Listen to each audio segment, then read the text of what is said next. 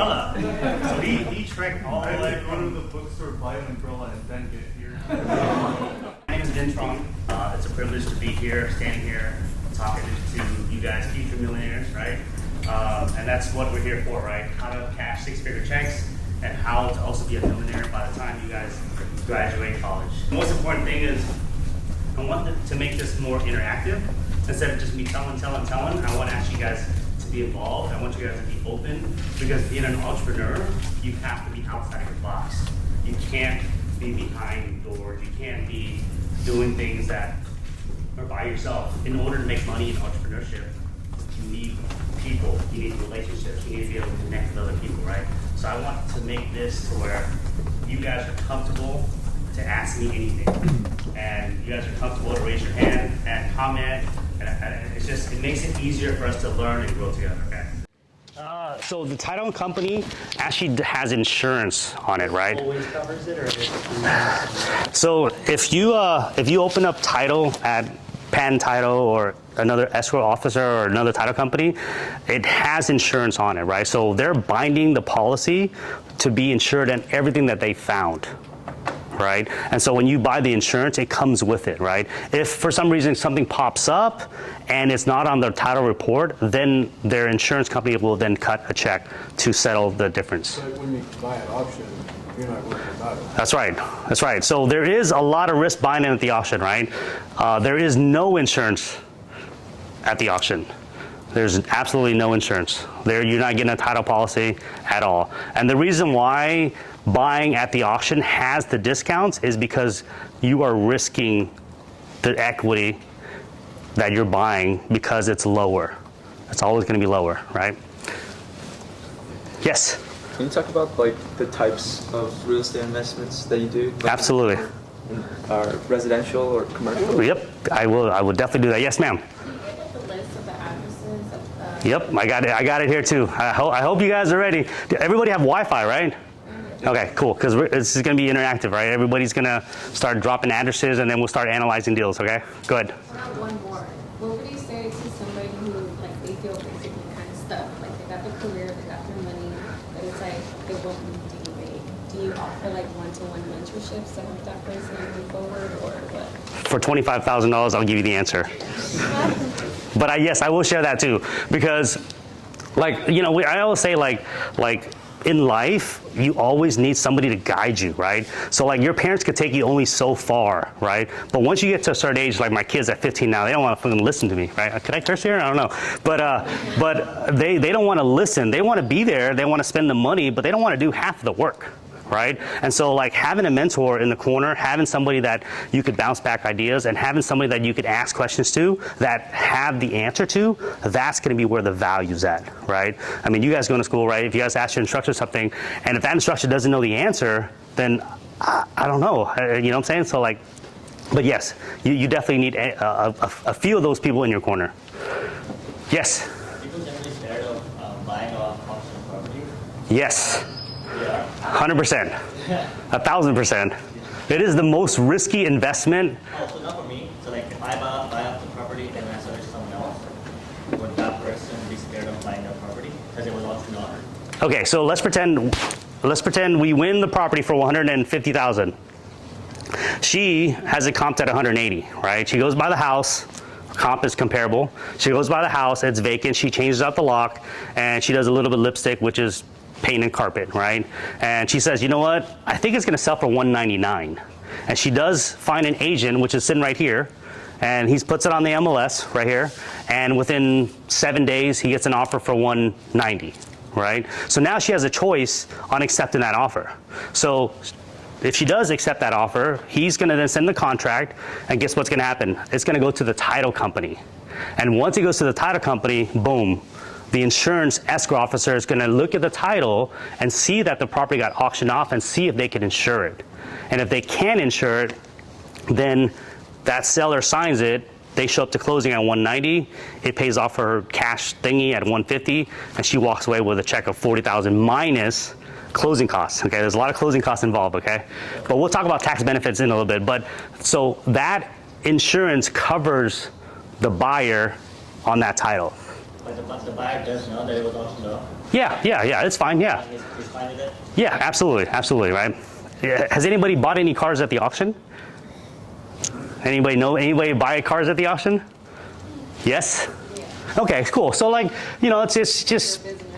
yeah, you go to the auction, you buy a junker, it's salvage title, right? Chances are it's salvage title, and it's not a clear title, and then you fix it up, and then you put it back on the market, and you have to advertise it as salvage title. The buyer signs saying that they agree and they accept it as a salvage title for the discount, then the other parties is good. So same scenario. What about the special redemption period when you go to sell it, if it's within that period? So I would never suggest you guys sell anything that's in the redemption period. It's just too risky, right? So like what he's talking about is that like if you buy a property at the auction, there's like a 3-month, sometimes 6-month redemption period. Don't do the work, because if the seller comes back to redeem the property, you lose all your money. So that's the risk. That's what I never suggest, doing the work, jumping the gun, and fixing up before the redemption periods pass. Is that usually with like HOA foreclosure? Yes. And the tax foreclosures is 2 years too.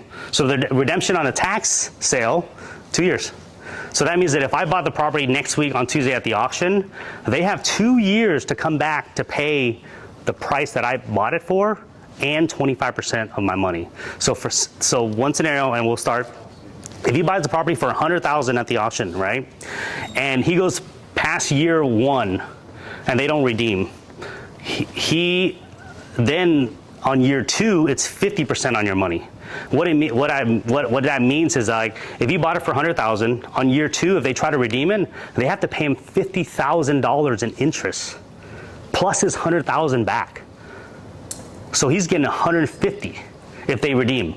But if they don't redeem at the end of year 2, he could sell the property for $200,000 and make the $100,000. So buying these tax sale properties, a huge advantage, because either way you're making 25% on your money. So you buy it from the auction, right? And the redemption period happens, they redeem it, the auction gives you the money back that you paid for it. Yes, the redeeming party gives you the money back. If you buy from the county's going to give you money back. So it's a safe investment. You can't lose money. Yeah, you can't lose money on a tax sale. Not on the HOA sale. Definitely lose money over there. Yes, ma'am. Yes, that's a good question. I was going to throw you a scenario on that, but so what she's talking about is that, if there's 2 liens on the property, they could both foreclose on the same day and wipe you out. But if they do foreclose on the same day, whose superior gets the check? So if it's going to be a first mortgage and they're foreclosing on that same day, then they're going to be the ones that's going to begin the check rather than the second mortgage. Yes? So the redemption period is not a factor unless you're the one buying it from auction, is that correct? The redemption period is not a factor depending on what you're buying at the auction. So if you're buying a judgment, then there's no redemption. But if you're buying a mechanics lien, there's no redemption. If you're buying an HOA lien, there is a redemption. If you're buying a tax, there is redemption. So you really have to know what you're buying for the redemption to work. How's everybody feeling? All right, we're gonna slide through. Okay, ready? All right. So the different types of real estate right here: buy and hold, right? Where you buy it and you just kind of hold on to it. The second one is going to be fixing and flipping, which is going to be buying something at the auction, you fix it and you flip it. House hacking. That's going to be almost like, Airbnb stuff, right? So I don't suggest that in today's market right now, just because it needs a lot of capital and you're going to be like stuck with a bunch of capital. Short-term rentals, also like Airbnb. I have a couple Airbnbs. If anybody's interested in hearing about Airbnb, I'd talk to you guys about it. Other than that, nah. The real estate trust, wholesaling. Wholesaling is essentially locating a piece of property and selling the paper. And what that means is like everybody has friends here, everybody has relatives here, right? You post something on social media that, hey, look, I just finished this 1-hour event at the Wolff School, and this guy was talking about wholesaling. This guy was talking about some real estate shit, And it essentially what it is that you post on your social media that you're looking to buy some real estate. And it could be from Aunt May that has passed away. It could be from a neighbor that has a vacant house. It could be somebody that's in a divorce situation. Then I'm going to show you guys in a little bit, but then you put in an offer. For the taxes, Oh, nice. and then, and so we were able to make the deal. How much did you make on that wholesale deal? 11,000. Thank you. Thank you for sharing. Good job. Good job. Who else had a hand over here about wholesale? Yes, sir. Do I have to be approved for the loan No. Wholesaling, you do not have to be approved for anything. Yep. No, just a purchase and sales agreement. That's all. Just a 3-page contract, and I can share that to you guys too. Yes. You asked Wholesale. Yes. So tell us about your wholesale deal. Either you lost money or you made money, whichever one you want. Actually, we're doing the assignment today. I got it for 99, and he agreed to pay 135 for it. Oh, well, congratulations. That's amazing, right? You hear what he said? He has a contract for 99,000, and it's worth 135. Well, it's worth 310, 320. But you're wholesaling for 135. So I guess the question is, how did you get the deal so low, right? Because that's a good deal. That's a really good deal. Same thing you can do is following the lists. Okay, there you go. We actually, the guy who holds it right now, bought it at auction. Nice. It's actually during the special redemption period, but because of that coming back. Oh, okay. That's why you asked that redemption question. I got you. Okay, I got you. Wholesale now. Okay. So does everybody understand what he said? So he's calling the list, the pre-foreclosure, the list of defaults. He's got a contract for 99,000 on a sheet of paper. It could be 1 page or 3 pages. It's just all it is just my name is John Doe, buying it, a legal description, property address for 99,000, and then and or assigns. That's how you sell these contracts these days, right? So when you have and or signs on the contract, you could assign it to the guy all the way down there. How you doing back there? Welcome. You got here a little bit late, but thank you for showing up. So you could then sell it to him for 135, and then it goes through title, right? It goes through title. The title kind of checks all the liens and judgments and everything, and then if there's no liens or judgments, then the title company will cut him a check for $46,000. That's a good day. Like on HAR. So you're going to be selling it on your social media, and we'll talk about that too, okay? Because your best way, right? Your best audience is going to be people that follow you, right?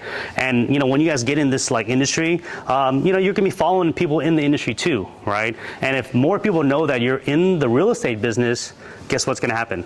That you're going to get more deals, okay? Commercial real estate investing. So this here is a hotel that I bought in Galveston, in Crystal Beach. I just bought it. This is a commercial property. And this one here is a subject to, and we'll talk about that too. But essentially, this property has a mortgage with SBA. It's at a 4.5% interest rate. The loan balance on it is 3.3. And I assume the mortgage without paycheck stubs, bank statements, tax returns.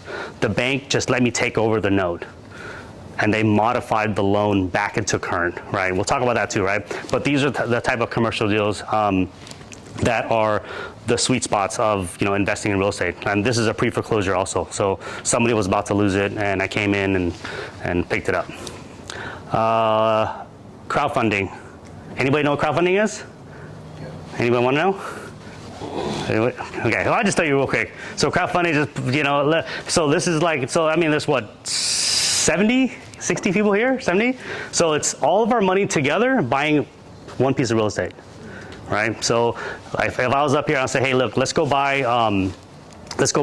an apartment complex like in San Felipe. Everybody find a partner, or everybody that has some capital, put it all together, and then we take down this big apartment complex, and that's crowdfunding, okay? All right, cool. Let's talk about pre-foreclosures. Yes, sir. In terms of the strategies, which ones do you recommend? Which one would you say the best one is, and to start, or ones that are better for the long term? The best one is going to be the one that you're going to commit to making some money, right? So, and the reason why I say that is because when you guys start posting on your social media of looking for deals or buying opportunity or looking for vacant homes or looking for probate deals, the universe is going to help you. right?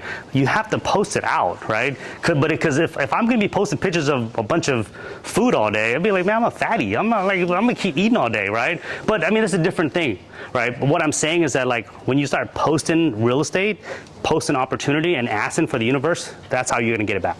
So any one of them, yeah. And When you say post, like where would you post? Like on your own social media, Oh, so like Instagram. on your Instagram, on your Facebook, yeah, on your own, yeah. All right, cool. All right, so pre-foreclosure, we're gonna talk about subject twos a little bit. So the house on the left, so these are very happy. Obviously, I don't know if you see the arrow where she's pointing at. So we give a lot of sellers cash for their keys. So the UPB is unpaid principal balance. It's $75,675. It was at a 4.25% interest rate. And this 3-bedroom, 2-bath townhouse in 77077, anybody know where that's at? Briar Forest and Willcrest? Outside of Memorial Villages, near City Center? No? Okay. All right, so that was the deal. The reinstatement was $5,000, right? So this one here, we got a lead from marketing on our vehicle. So we have these like little cars that drive around the city. And so this one was from the green Taycan, and the lady on the left, she saw the green Taycan because it has a sticker on the side, right? And she's like, hey, I have my aunt is losing her house to foreclosure, and can you help her? And so she contacted the phone number. We came to the house the next day, made her an offer of $50,000 to walk away, took over the loan for $75,000, and the property's worth $200,000. Okay, and what that essentially means is you cut a check to the homeowner, they deed you over the property, and then you continue making on payments until you sell it. All right. And one of the best scenarios I will say is like, who in here has a finance? Who in here has finance with Toyota or BMW? Anybody? Everybody's car is paid off here? No way. Who do you finance with? Toyota. Which one? Toyota. Toyota? All right, so for instance, he's got a loan with Toyota. He had to qualify with his credit, his income to get the finance for Toyota, right? If he gave me his statement, I could go pay that every single month. And the bank won't even care. Does that make sense? Do they need to know that you're doing that? Nope, they don't need to know. So like for instance, like if his statement is $50,000, he's got a Tundra, right? I'm guessing, right? So Tundra, and if he said, hey man, Vin, I can't afford this car anymore. I'm $5,000 behind, but if you give me a check for $10,000, I'll let you take over my car payment. So what then I'll do is that I'll grab his statement, right? I'll cut him a check, right? And then I'll make the back payments of the Tundra, and I'll keep on making payments until the car is paid off, if that's the route I want to go. And that's the same thing as the subject to deals that we're going to be talking about all day. Is that confusing a little bit? Or won't the title at the end have to be? Yes. So he's going to have to sign a bill of sale, which is another agreement on the side. Yeah. Once I continue making all the payments, then he'll sign it over. Yeah. It's different in real estate is because in real estate, they sign the deed over the day that they get their check, or in this case, cash. They sign it the same day because we don't trust that they're not going to change their mind after they get $50,000 to walk away, right? So, but that's the subject to. Does that make sense? Okay, all right. And then this other deal here, we always do community projects, right? And so the guy, the monk, he had a house that was in foreclosure. He had a hard money lending on it. It was like a 12% interest rate. And so sometimes from time to time, in order to stop these sales, we have to file this thing called a TRO, which is a little bit advanced for you guys, right? But a TRO to stop the sale. And that just gives the homeowner more time to come up with the money. And that's all it means, right? And so like for us, we do things traditionally or untraditionally just to help out the homeowner. So depending on their situation, right? In this situation, he had no intention of selling. He just needed more time from the community to not be foreclosed on. So we just postponed it from him. That's all. All right. Wholesaling, we talked about that, right? Selling the paper, right? This is the little software that we use, and I'll just kind of go through it real quick. So we'll put in the amount that we bought the property for, which is, I don't know where it's at. So, yeah, so it's right here. So this is a subject to. With the loan on the 75 is going to be the subject to loan. That's the loan that we took over, right? So we took over the loan, and then there's closing costs, and then the rehab costs, and then it gives us the ROI plus, you know, the profit on it. So it's just a software that we use, and like I said, if you guys want to see it and you want me to share it to you, as I can, right? But every deal, you guys have to have something to be able to analyze if it's a good deal or not, right? Especially at the auction, like it happens so fast. You have to run your numbers to make sure that you have a maximum bid. Okay. Yes. How often do you buy like turnkey properties? That's a good question. So he asked, how often do I buy turnkey properties? In the last 6 years, I have only bought stuff that I could send my mom to go collect rent at night, right? So if it's a neighborhood that I don't feel comfortable of her collecting rent, I don't touch it anymore. So in the last 5-6 years, we've bought some nice homes, some really nice homes that are in trouble, like lakefront homes, subdivision, Bridgeland, just really nice subdivisions, right? A lot of the investors that start off in this industry, they buy homes that are in the war zone, right? Or the homes that need a lot of work.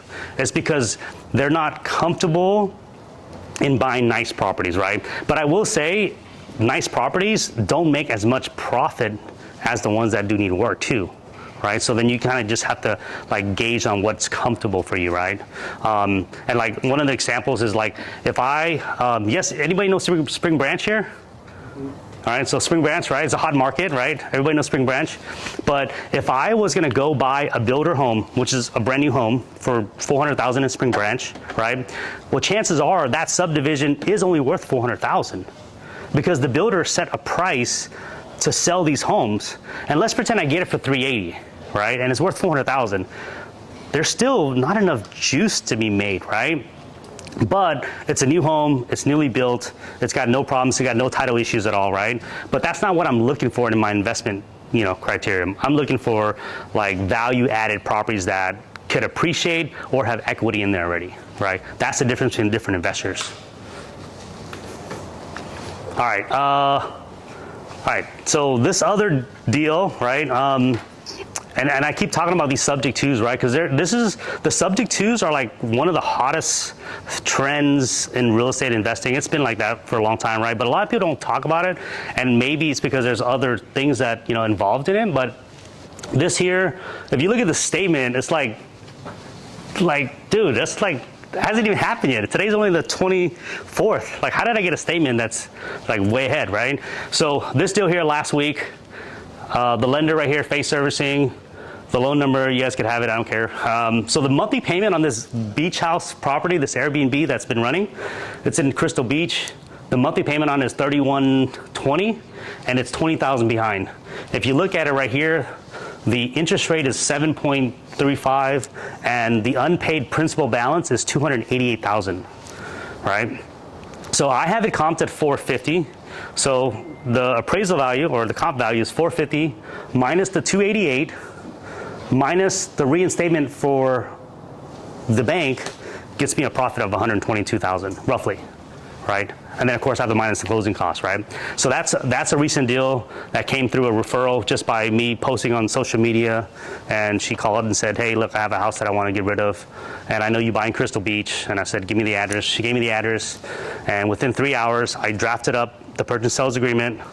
I met her up, she signed the agreement, and I gave her, I don't know where, it's $25,000 for her to walk away. It's on there. But $25,000, she signed the deed over. I went to the county and I recorded the deed, and I became the owner within 24 hours. That's how fast these transactions are, right? And so, but yeah, this is one of the transactions. So you didn't do that one through title. You, Nope. Took over her arrears. Yep. And you basically just, when you paid her a walk away money and then you sold them in the market. Correct. Yeah. So what he said was, yeah, I didn't go through a title company, right? Because I checked title myself, and this is in Galveston County, and so I checked title myself. There's no other liens other than the first mortgage. There's only the first mortgage. That's it. There's no HOA. There's no judgment. There's no credit card. No nothing. So I was comfortable on not getting a title policy because I didn't need it because it was clean. And she just bought it 2 years ago. So yeah. So all I did was get her to sign the deed, cut her the check, got the keys to the property, and she actually left it fully furnished, just like the way it is now. And she left a golf cart in the garage. So it just came with it. Yeah. So, yeah, does these type of deals look interesting to you guys?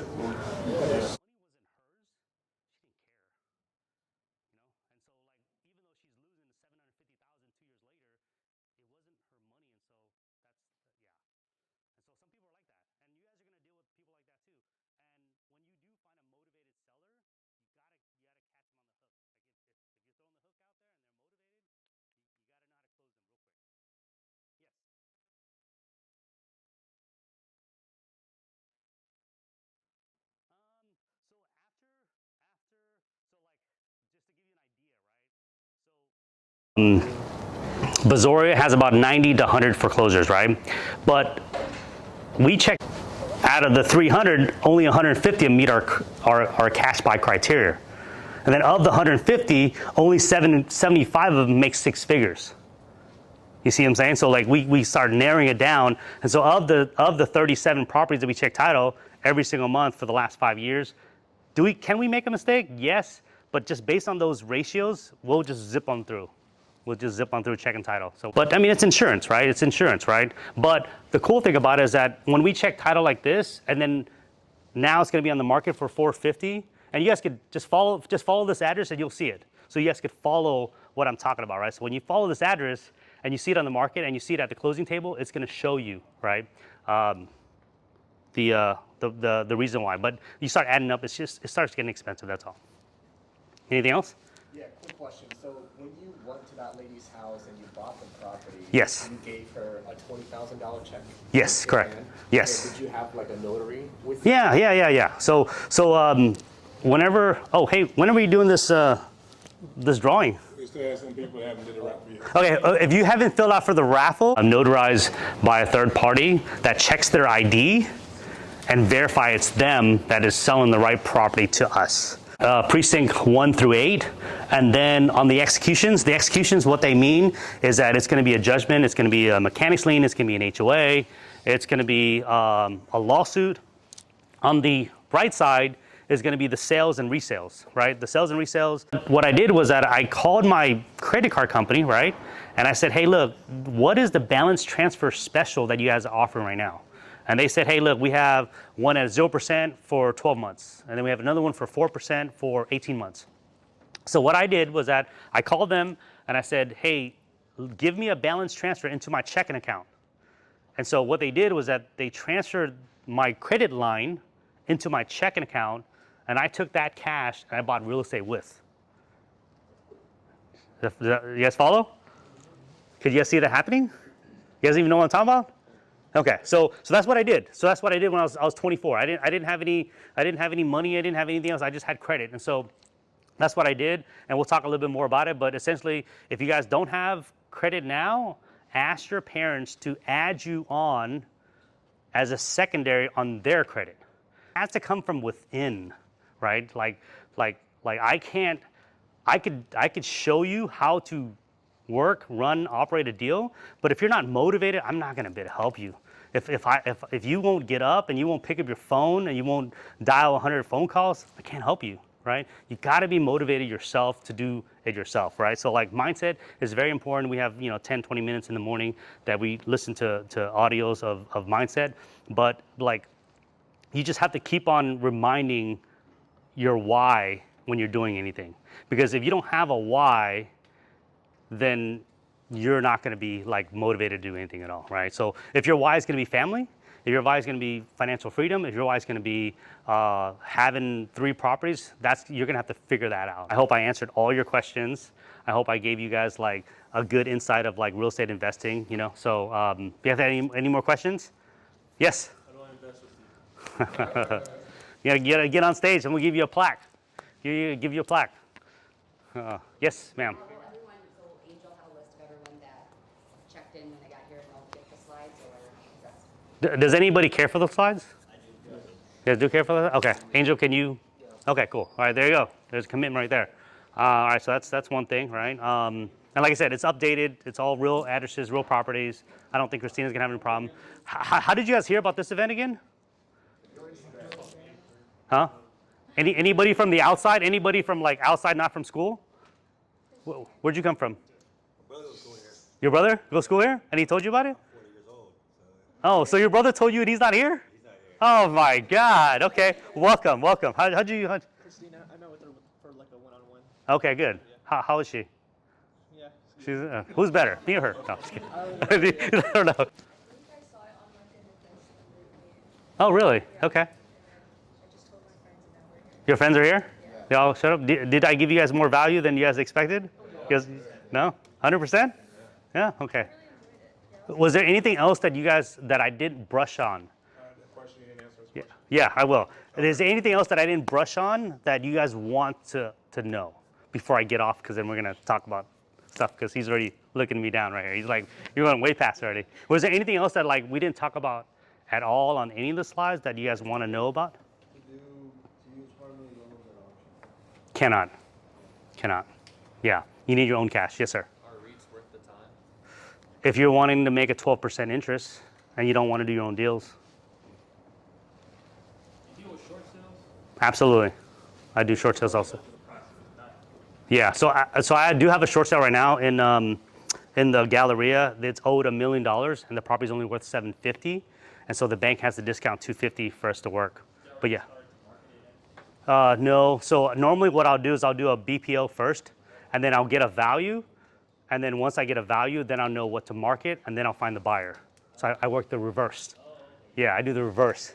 Yeah, so I get a value first, because if the BPO comes back at like $850, then there's no point of even starting the deal. So I'll do the BPO first, and then once it's a good number, it's good for 90 days, maybe 120 depending on the servicer, then I'll go find an end buyer. What's a BPO? Broker's price opinion. Broker's price opinion, yeah. So,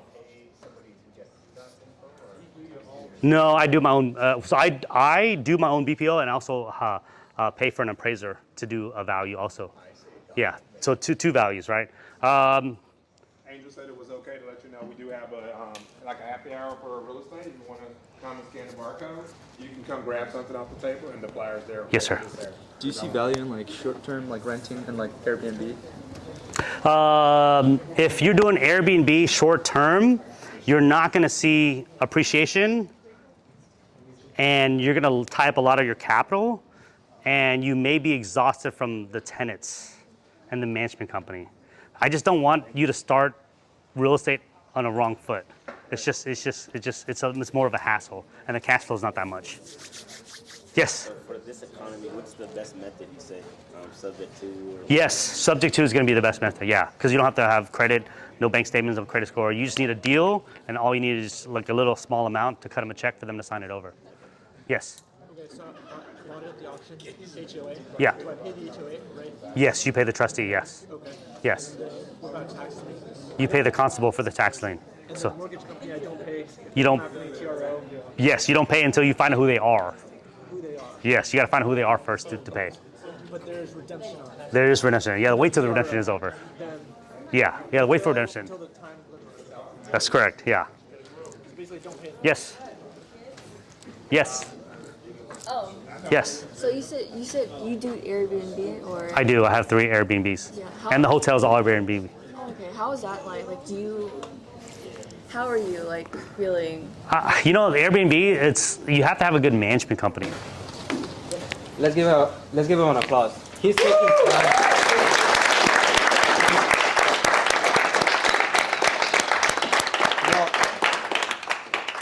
He's taking time, and not just time. Like he's sharing his knowledge, right? Like he's coming here sharing his knowledge, so y'all can learn something. But again, Ben, thank you so much for coming. Absolutely, absolutely. I know that The time was. yeah, like it was, but it's usually like that, right? Like whenever something's interesting, like you tend to talk more about it, right? And Yeah. I think who's better than Yeah. 19 years of experience right in front of you?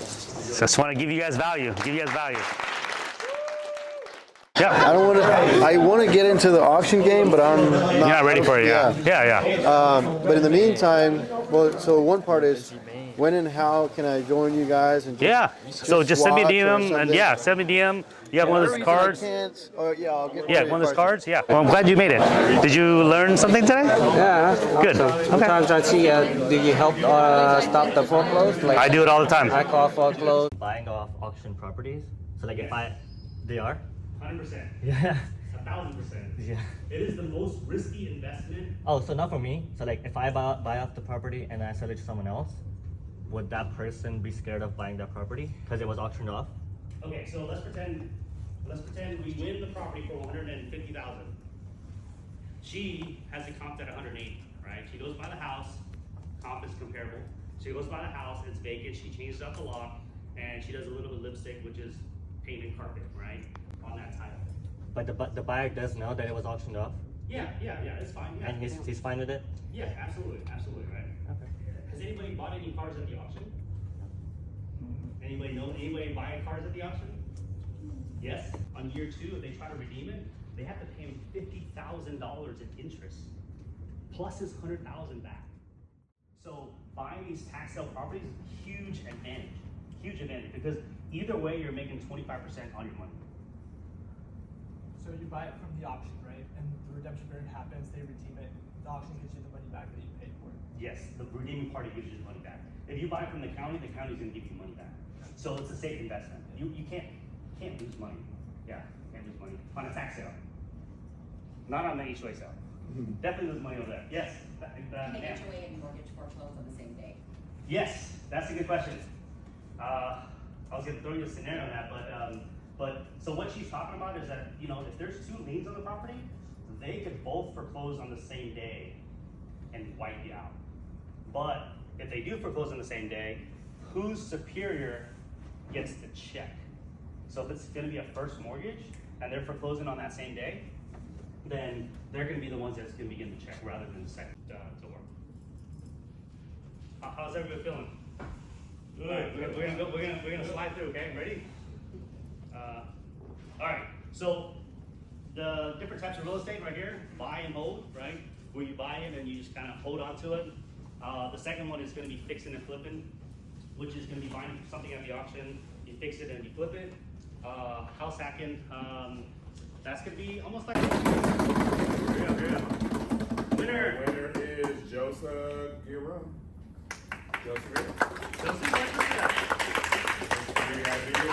If he's not here, he can't win. One more. I want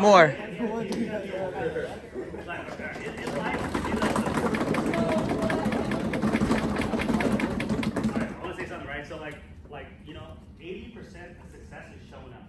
And if you don't show up, how are you going to win? Right? So, yes. Is it really? What's your last name? Joseph Hugh. Oh, okay. All right. He made it back. Is that you? Was that you? All right, good.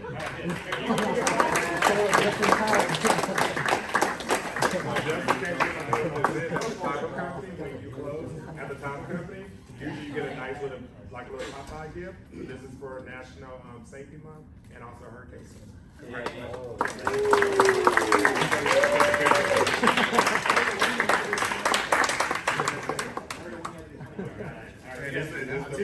Three, two, one, action. Hey guys, I just wrapped up the Wolff Center for Entrepreneurship, and a shout out to Angel for inviting us to be here to speak in front of all these students. And what I taught and what you learn is not to replace your current goals in business. It's just a supplement, it's just to add on, it's just to multiply what you are going to be doing and what you can be doing investing in real estate. So I'm glad you guys are able to hear it and be here, and I appreciate it. And I see a bunch of millionaires in the making, and you guys definitely need